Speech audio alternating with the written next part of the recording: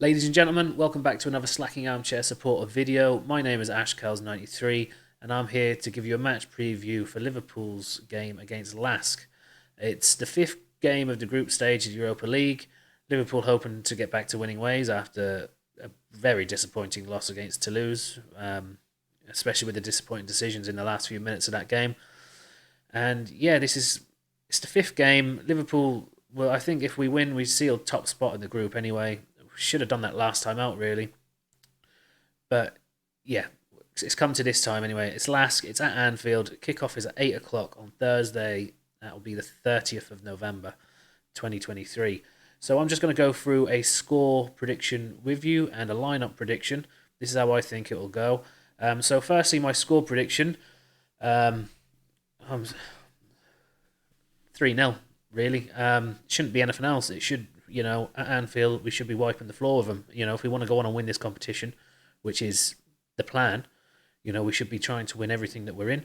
So 3-0, there should be no nonsense. Even with, I do think, a lot of changes. I do think there'll be a lot of changes to the lineup.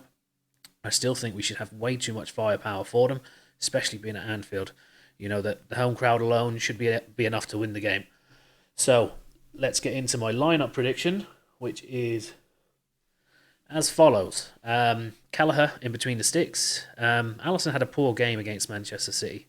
I know he made a good couple of stops, a couple of good stops, but looked poor. I don't know if he was tired or whatever after international duty, but bit of rotation wouldn't hurt anyway. So I think Kelleher in between the sticks. At left back, I've gone with Joe Gomez, I think, as well. The same with Tsimikas. Bit of rotation, a very intense game against City. I also think Trent will be dropped on the opposite side, and I think the youngster Conor Bradley will go in there. He didn't play too bad the last time out, so I think Gomez on the left and Bradley on the right.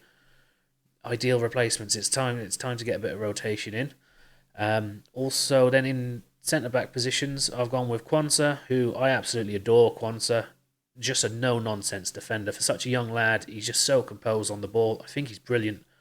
I think he should be playing more, but obviously, well, that's up to the boss, of course. But obviously, they're developing him at the right pace as well. So they have to take all that into consideration. But absolutely loving what I'm seeing from him so far.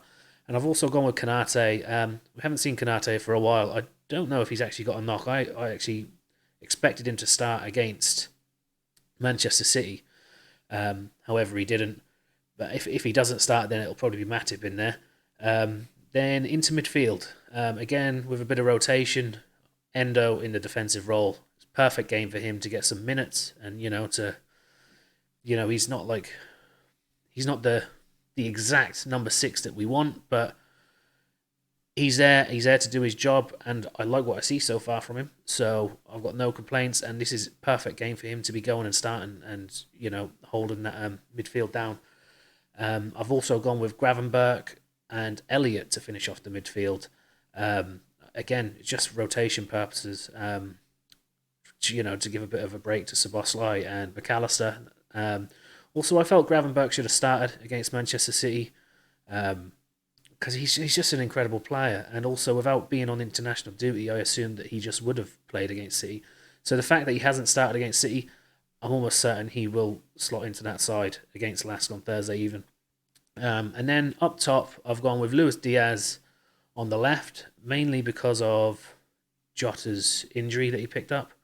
Not sure how serious that is, but I think that'll keep him out of this game. And then I've gone with Doak on the right-hand side, again, just to give Salah a rest, and also Gakpo through the middle, because, again, you can just afford to rest players. I mean, I think this team that I've picked still goes out and wins 3-0. Being at home with the home ground, the home fans, everything, there's just no reason why this still shouldn't be 3-0, even with that team that's there. It shouldn't really be very challenging. Liverpool should get the 3 points. Liverpool should top the group, and then the final game they can do whatever they want. They can rest whoever, do whatever. So that game is going to be We're going to be streaming that live. It's 8 o'clock on Thursday evening. That's in 2 days' time. 8 o'clock kickoff from Anfield. I look forward to seeing you all in the stream. Please leave a like on the video. If you haven't already, consider following or subscribing. And thank you very much for tuning in. And I'll see you on Thursday.